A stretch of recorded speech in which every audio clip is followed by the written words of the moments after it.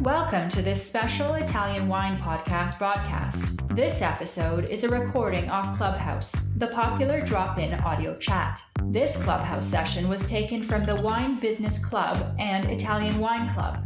Listen in as wine lovers and experts alike engage in some great conversation on a range of topics in wine. If you enjoy listening, please consider donating through ItalianWinePodcast.com. Any amount helps cover equipment, production, and publication costs. And remember to subscribe and rate our show wherever you tune in.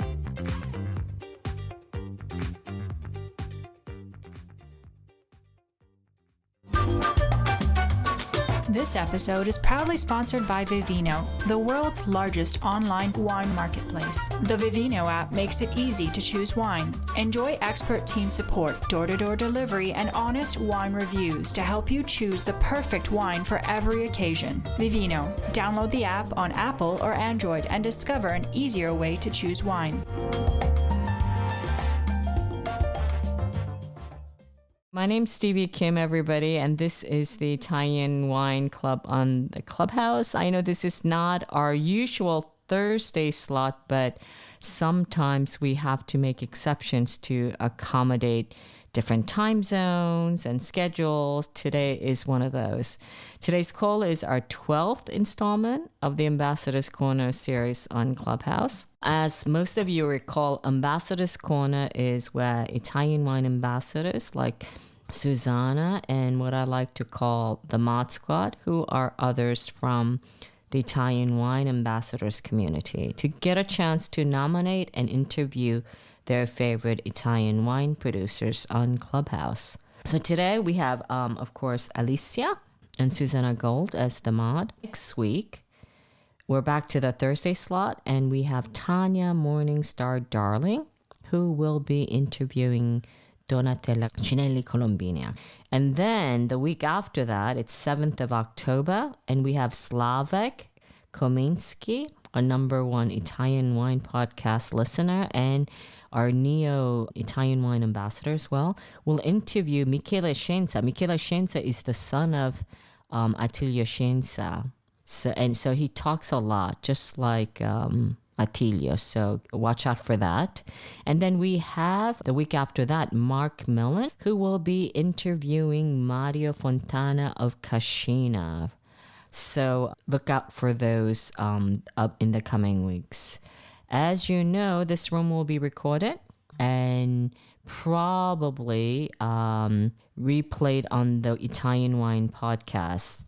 And as usual, I've got a small ask. If you know what we do here, right? I mean, it's nobody gets paid, and Italian Wine Podcast is absolutely a labor of love from me, myself, Joy, and Laika, and the entire gang, including the Italian Wine Ambassadors. Speaking of which, Laika just sent me a note, rightly so, because I don't know if you know, Attilio Scienza was declared the awardee of the Premio Nazionale Masi per la Civiltà del Vino.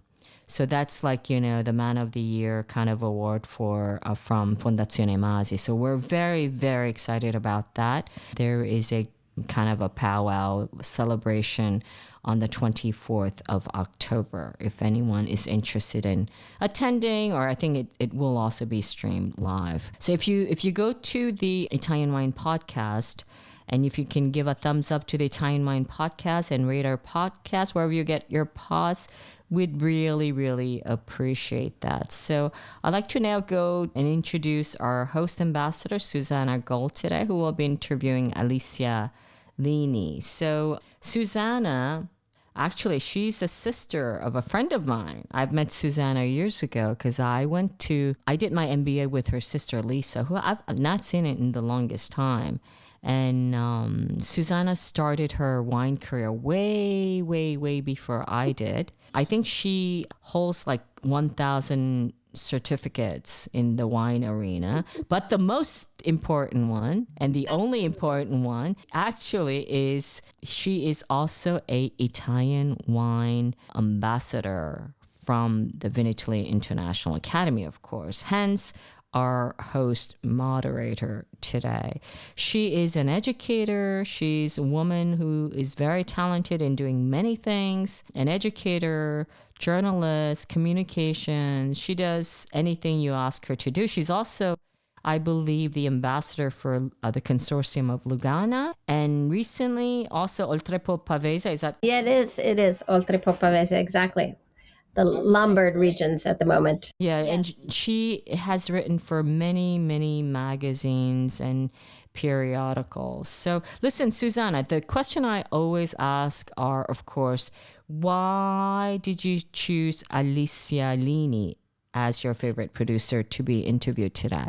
So I chose Alicia Lini because I'm a huge Lambrusco fan, and Lini Lambrusco is an incredibly iconic and fantastic version of Lambrusco. And I picked Alicia to feature because she's such a big proponent of Lambrusco, and I really admire her spirit and kind of she's been everywhere, as a proponent of Lambrusco. And also, I've been doing a grape series, and I'm up to the L varieties, and I happen to be right at Lambrusco. So it kind of, everything worked together. That's fantastic. So when did you discover the wines of Lini? So actually, I went to graduate school in Bologna, and that's when I discovered Lambrusco. But I discovered the wines of Lini actually when I came back to the United States through Jeremy Parson. Oh, I know the dude. So Jeremy is a huge What's his blog called? I can't remember. Do Bianchi. Right, Do Bianchi, yes. And he's a huge fan of Alicia's wines. And so he was always talking about them and writing about them. And I was like, these are Lambrusco wines that I haven't yet tasted.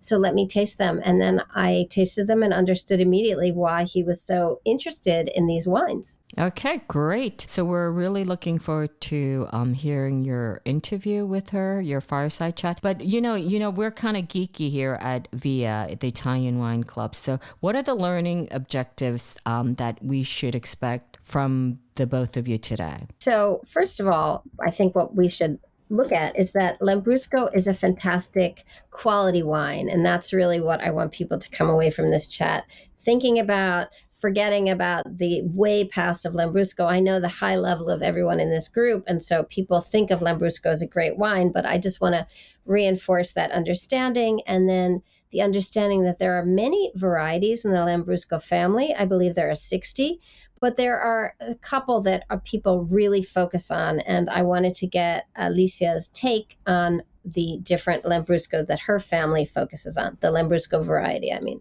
Okay, then that sounds fantastic. I have my drink ready, my wine. It's not Lambrusco, but it'll do for now. So I'll just shut up. This is the part where I shut up and I get to drink my wine. And to you.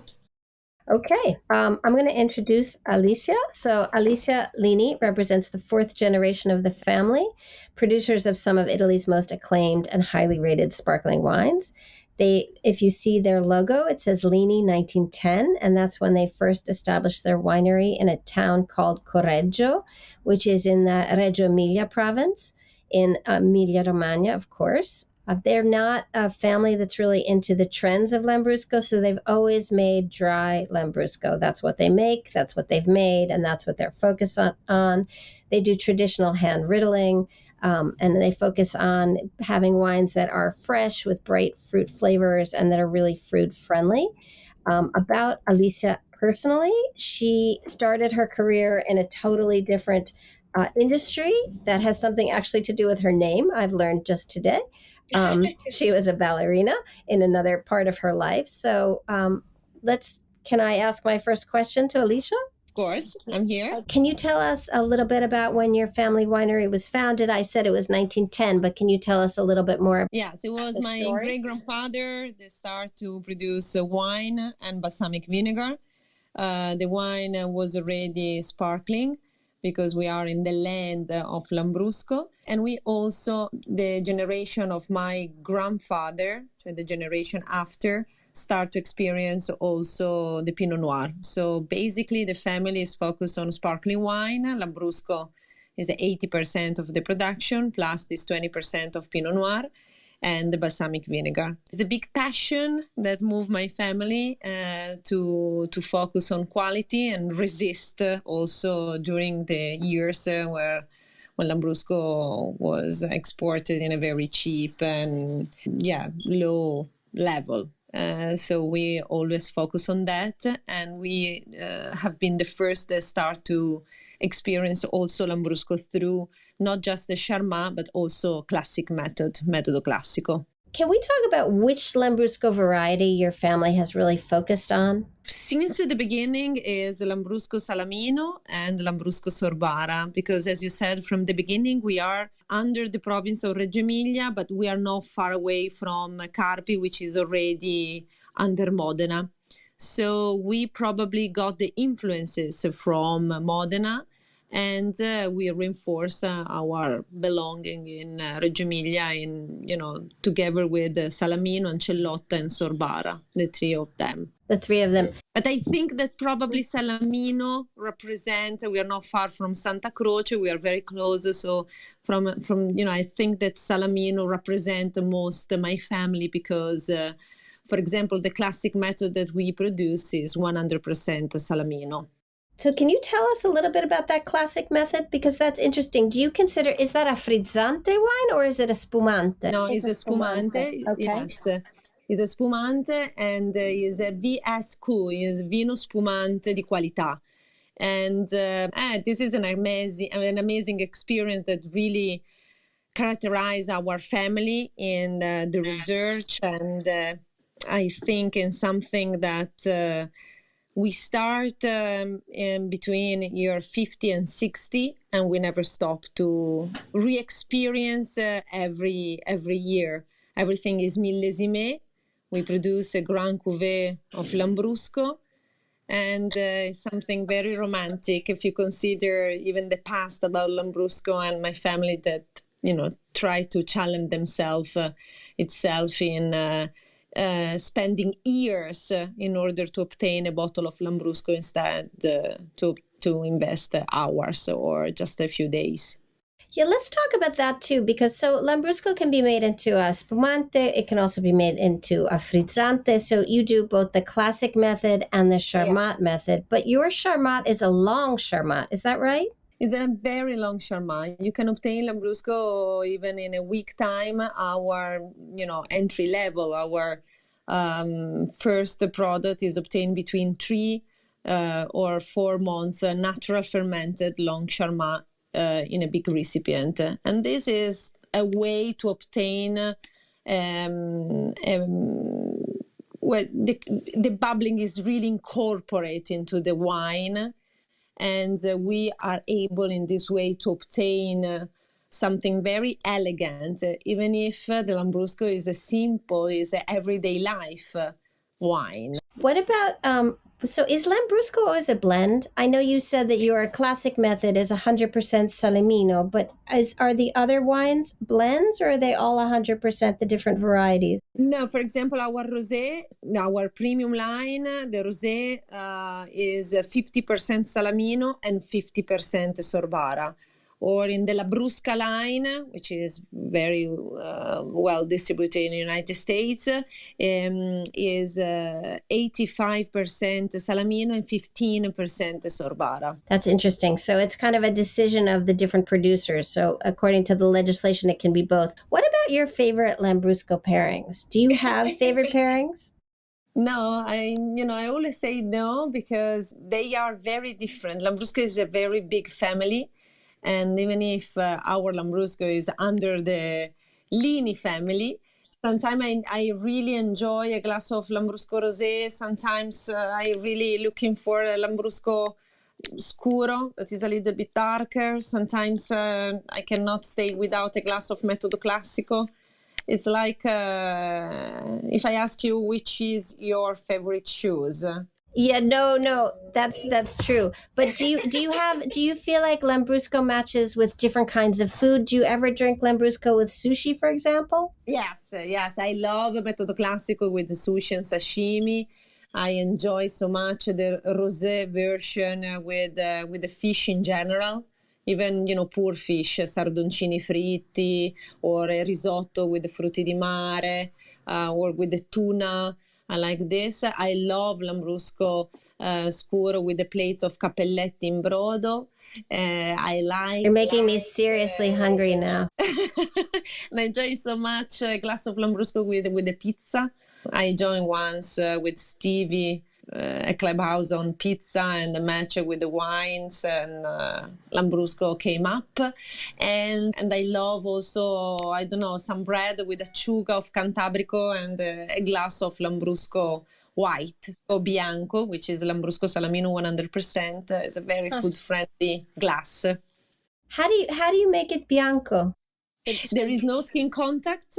Okay. And my family in the past started to produce Malvasia. Then at some point they stop and they start to experience Lambrusco Bianco because they have been attracted in the past and even today about France, champagne, awards, and everything. And at some point my family started to consider the idea that we can obtain a white Lambrusco, a blanc de noir of Lambrusco, and this works. So it works. Are you the only family that makes a white Lambrusco? I think I've only had one other one. I think a few, but just because sometimes it's more expensive to produce it because there are some technical operation that you can add to the entire process, and you have to be well affirmed into the market in order to be recognized for a certain quality. So you cannot produce a white Lambrusco and then fight on a bad level. So sometimes it doesn't worth it. And for my family,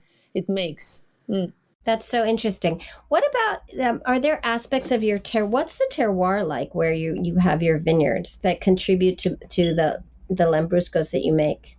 Does the soil have a lot of? Yeah, I have to say that Lambrusco, I think, is really improving now, also in the vineyards. But sometimes the mechanical picked up just compromise sometimes the quality, and I think that the quality you can obtain is about the terroir. It's true that the good wine born in the vineyards. So the selection is the base of everything, and my family is really maniac about that. But it's also the time of fermentation and all the process that we have in the winery, in the cantina, that makes the difference. And I think that once I tried to ask to my dad about the primary material, the terroir, and everything, and he answered me in this way, say, Alicia, we decided to focus on quality, and there are many, many factors that contribute to the final quality. And sometimes we can focus on grapes in general, but if me and you, we go to Champagne, we pick up the grapes of Dom Perignon and we come back and we try to produce Dom Perignon, doesn't come up Dom Perignon.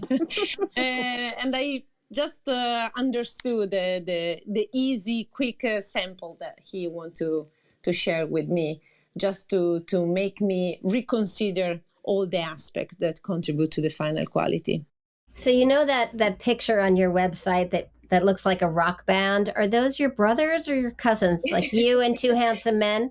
Who are those people? Are they your brothers or they're your cousins? Yeah, we are very cohesive. Yeah, we love this project because we really fight in order to make it, and we are a family team, and we are proud to be together. But not a rock band. No, we are not a rock band. No, but you look, because that photo just really makes you guys look like a rock band. So I digress. No, we are not a rock band, but what we are doing is rock. That's true. That is true. You do a symphony, everything that happens in your winery and in your amazing wines. So can we talk about how you see Lambrusco sort of globally and in particular in the U.S. market where I am? I think that we have an amazing perspective in front of us. And I don't know, you know our story. You know how much we fight in order to affirm our name, the distribution and everything. But I think we have a real chance if we really focus on quality and if we are focused together with other producers. To make Lambrusco more of a household name, you mean, in a different view of Lambrusco? In being real, Susannah, in being authentic, in not building any story behind, and just there is this time of storytelling, but the storytelling has to be true and has to be consistent. And anything has to be fake for the next years. And I think that everybody has a nice story to tell if it's true. And can we talk about, if I'm tasting Lambrusco in a glass, blind, let's say, because a lot of people who are listening are professionals or, really serious wine people. So how do I know that I'm tasting Lambrusco, quality Lambrusco? You're tasting Lini or you're tasting Lambrusco?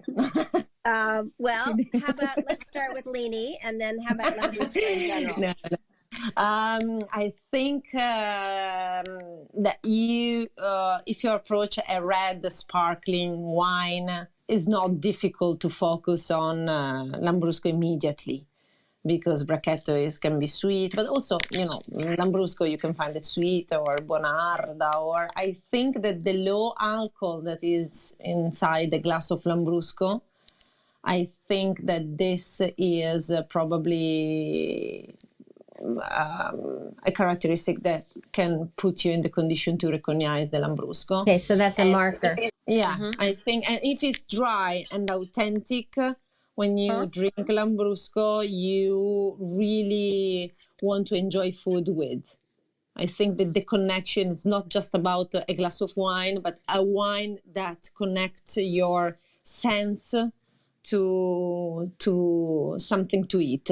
I don't know if I answer you. Yeah, no, absolutely. So that's if I'm tasting Lambrusco, generally blind. What if I'm tasting a Lini Lambrusco blind? What will I be getting in my glass? What will make me say, this is a Lini? It's a legal drugs. One, I think that my dad who is the enology, has a particular focus on the elegancy. So you're approaching something very simple. But you recognize that behind this there is an unbelievable research and studies on the balance. He really loves elegancy. He really likes simplicity in terms of he doesn't like anything that has to be too much, too sweet, too acid, too dry, too sparkling, so he always says that the wine that you really enjoy is the one that is like a music, that is in the room, but then you forget what you are listening because it's just really compenetrate in your body and mind. That's a great answer. I don't know if I have any more time, or if I should open the floor, or Stevie opens the floor to questions. I don't know. Stevie? I'm going to bring Paul up because he actually raised his hand from the get-go. Let me try to get him up. Paul Bologna, of course, he's your fellow Italian wine ambassador.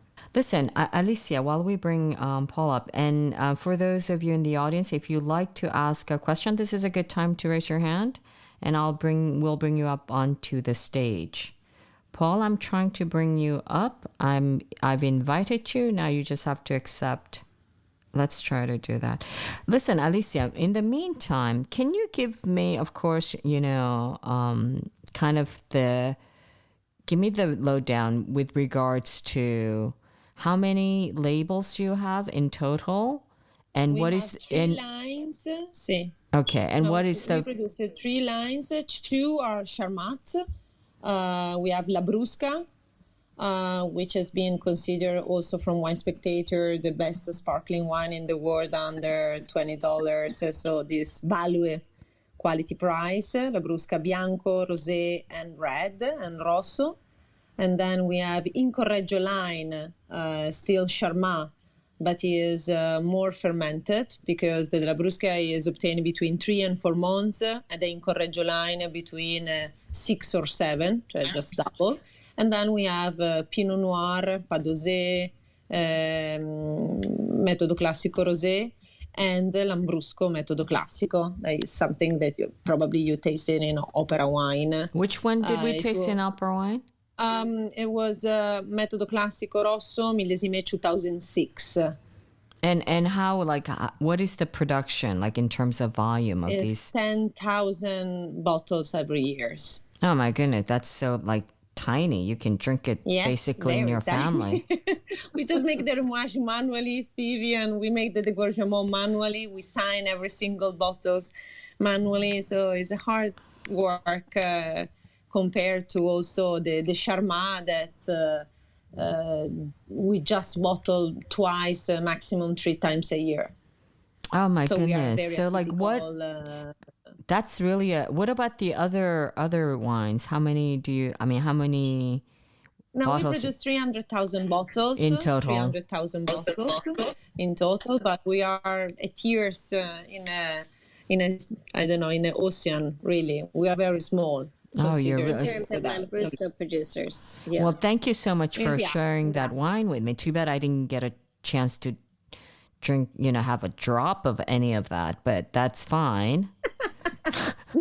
The problem is like running up our wine is like, time to drink my glass of now, Stevie. I want to just text you and say, look, it's impossible. The next time is gonna be possible. That you drink not another wine, but even another typology. So you need to have our Lambrusco just to taste. yeah, to I enjoy. can. When you Yeah, the problem is like, when you're running these events, it's like, it's like you're the bride and, of a wedding, right? You never get to eat the food, the taste of food. You're just too busy running around, right? There's so many great wines. We had 187 wines, really the best of what Italy represents. But do you know I didn't get a chance to drink a glass of anything? It's not because they don't like me. It's just, I didn't have time. Yeah. But so, I can't wait to taste some of your wines. So Paul, you had your hand raised since the get-go. It must be really, really important. Hello? Yeah, no, that was a mistake, but I do have a question. I feel like, everyone's had a drink already tonight. Okay, go ahead. Well, my question is, I've been to Modena before, but I haven't gone out into the countryside to go wine tasting. And what is that experience like? So if I'm staying the night in Modena and I came out to visit your winery, is it open to the public? Is it, what would the tasting entail? do you mean if you visit Lini? Yes. You are always welcome to visit Lini. That's it. It's official. Everybody to Lini. Yes, it's true. It's like that. We are not an organization. We are a family. And I remember that the first time that, for example, Wine Book came, I was really embarrassed because I said, "Oh my God, we don't have nothing to show in a way. We are as we are." But we show our authenticity. So it's pane, salame, lambrusco, and a nice chat. And I see people that are joining us even tonight that just really already came. And I saw Fermented Boss that was here. Now is not anymore. And no, he is, but he just changed his avatar. Look at that. Okay. Okay. Does it look familiar? Paul. Now you can see it, right? No, Paul, you're welcome. Everybody are welcome. You can write me an email and we can accord each other and, based upon your and my agenda. And it's really a pleasure. You'll be sorry you've said that now. It's going to be like, It's my pleasure. 900 people in the Italian wine, community of Via. So they are welcome. I mean it. I never, when I say that I want to be authentic as my wine is, I don't say anything if I don't feel and I don't think what I'm saying, really, from my heart. Everybody are welcome. Of course, that if I'm in New York or I'm in the seaside, I will postpone the meeting. But, if not, I'm, a pleasure to have you here, Paul. Thank you. Thank you. Fermented Boss, hello. Hello, how's everyone doing? Now I can hear you fine. But in your recording, when you were interviewing Ariana, your recording, your sound wasn't so great. But now it's perfect. Yeah, it was probably because I was in California, Yeah, California, they don't have Wi-Fi, right? They don't have good Wi-Fi. No. All right. Listen, Not like New Jersey. Mr. Fermented Boss, Hugh, have you got a question for Alicia? Two things. First of all, I just wanted to tell Paul and anybody else to definitely visit Lini, because she showed me the winery, her balsamic, and took me out and educated me on the local cuisine and what pairs best with the Lambrusco, and it's fantastic. What can you tell us? Share some of those pairings.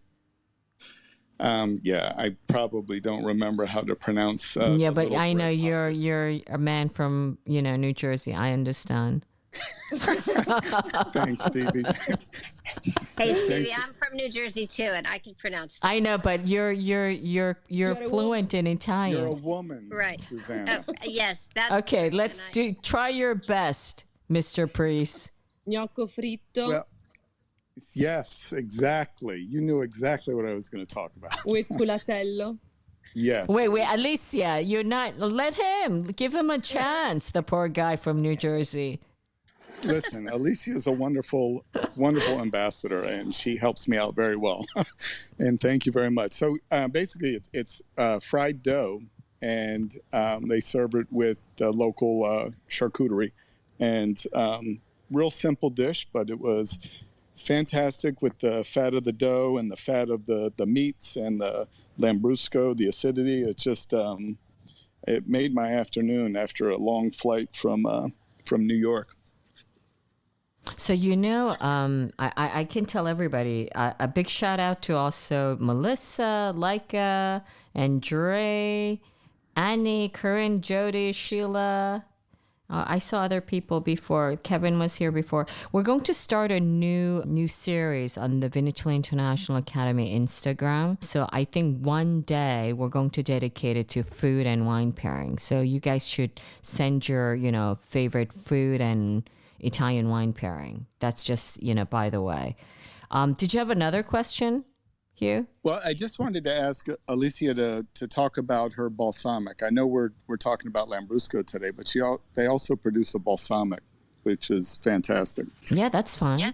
Well, the balsamic has the same project of quality. You can find something around that is not authentic, and we just decided to produce this must cooked and aged at least 12 years in order to be called traditional. So aceto balsamico tradizionale di Reggio Emilia has to be at least 12 years old. So we produced the red lobster, the silver, and the gold, and it's an amazing experience just to try and to the pairing with the Parmigiano Reggiano, with the strawberry, with the ice cream based upon the aged. I think that there is a lot to say about balsamic, but in a way I think that you have to trust the producer and go through, because it's something that you don't have many opportunity to taste and to record in your mind and as a taste. So I think it's going to be a cool experience if you visit us and we try different balsamic together, really. So Alicia, I had no idea you make a Lambrusco Bianco. What does that entail in terms of the winemaking process? There is no skin contact from the beginning, because if you cut the grapes in the middle, the grapes is always white Yes. inside. So it's the skin that gives the colors to everything.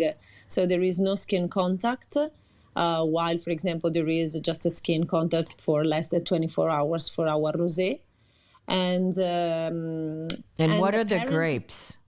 There's Lambrusco Salamino 100%. Okay. And it's the same grapes that my dad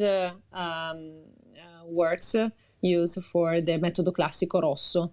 So when when I conduct a wine tasting with our line, I start with a Lambrusco Bianco, 4 months in a big recipient, natural fermented Charmat method. So drinkability, fruits, it's very fruity, very food friendly, good as an aperitif, but very good with the food. And I finish my family taste with a Metodo Classico Rosso, Millesime 2006, so 15 years in the bottles, red. And from the beginning to the end is Lambrusco. I open and I close with Lambrusco Salamino 100%. So it's unbelievable, the versatility of Lambrusco grapes, in order to, considering the pairing, but also consider the final results in terms of wine, are two completely different words, not two completely different wine. Fermented Box can confirm this. So, I'm thinking that you're making such a small quantity, relatively small quantity of wine in terms of volume. And so your distribution is not exactly, the supermarkets, right? Yeah.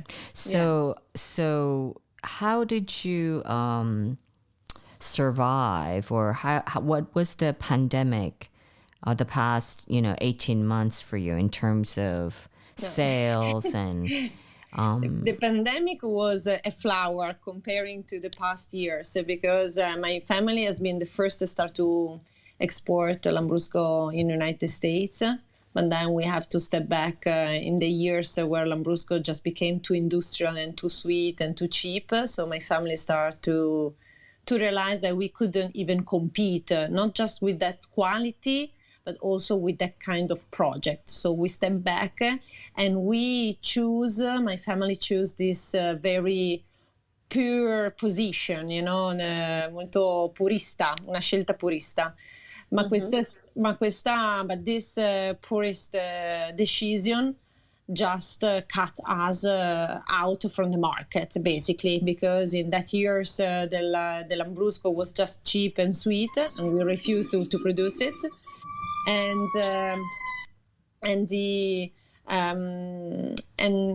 the other Italian wine or Italian style that represents the made in Italy was red, still complex, woody, very alcoholic wine. So we couldn't even play the championship of Lambrusco because we stepped back from that level of market. But we couldn't even play the championship of Italian wine in general, because we were not even considered a wine producer years and years ago, because we were producing drinkability, food-friendly wine and sparkling. So it's been tough, Stevie. It's been very, very tough. But the pandemic was a flower. Who's your importer? Who's your importer in stateside? In America? Weinbo. Weinbo, okay. Weinbo. Put myself in a plane, and as Susannah said, I try to divulgate the new face of through me, through my family, through our idea, through our story. I met friends, not just people, not just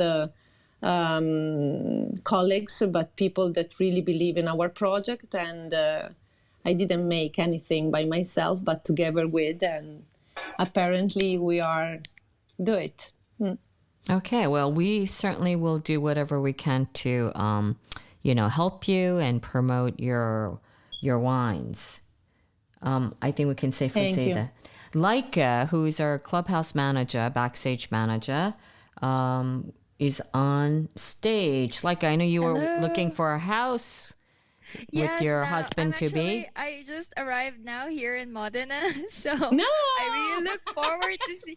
Yeah, You are welcome in Correggio. Fantastic. Amazing. Okay, I'll definitely go there. Well, okay. So here's my question. Susannah mentioned that you have another discipline before you became a winemaker. Is that right? So how did that help you in doing wine? I mean, like, how did this discipline allowed you? Okay, I don't know. I think that I studied ballet for 12 years, so I just got my final diploma in classic ballerina, but I was really young and I didn't realize what I was doing every day. I think that the passion just makes everything very lighter compared the real sacrifice that me and my family we made it. And what I learned, the discipline, how to be focused, how to be constant, consistent, that you can obtain what you want if you are focused. This mechanism, but from heart, not from heart, not in Italian say like a memory. No, from I think that this is really helped me in life. Yes, and then I went abroad. I took my bachelor and my master degree in UK, and when I come back, my dad, I want to stay in UK and take my PhD, but my dad asked me to come back, forced me to come back, basically, and say, Alicia, I need you. The family need a new generation to have a light. And I said, you have to come. If you like it, you stay. If you don't like it, you fly back. And I like it, and I try to stay. This is the little story. That's very inspiring. Thank you for sharing that. Listen, Susannah, do you have any other questions? Otherwise, I think I'm going to close up the room. That sounds great. Thank you so much for joining and dedicating all this time to us. It's been really great to share this conversation with you, Alicia, about your wines. And I know you have 3 daughters, so I'm sure there are people waiting for you. Alicia, where can we find you? Have you got a separate handle for your Instagram or? Yes, I'm on Instagram. You can write me there on Facebook, and my email is Alicia Lini, as my family name, 910.et. Alicia Lini910.it. Fantastic. So we'll be looking forward to writing to you and torturing you with many more questions, and can't wait. Yes, and sharing a glass together. Thank you so much. Super interesting. Thank you, Susannah. And don't forget to come back, you guys, next week. It's Tanya Morningstar Darling. This is really her name. It drives me nuts. She will be interviewing Donatella Cinelli Colombini. Back to the Thursday slot, 8 p.m. And that's a wrap. Ciao, ragazzi. Buon appetito. A voi. Ciao. Ciao. Thank you. Listen to the Italian Wine Podcast wherever you get your podcasts. We're on SoundCloud, Apple Podcasts, Spotify, Himalaya FM, and more. Don't forget to subscribe and rate the show. If you enjoy listening, please consider donating through ItalianWinePodcast.com. Any amount helps cover equipment, production, and publication costs. Until next time, cin cin.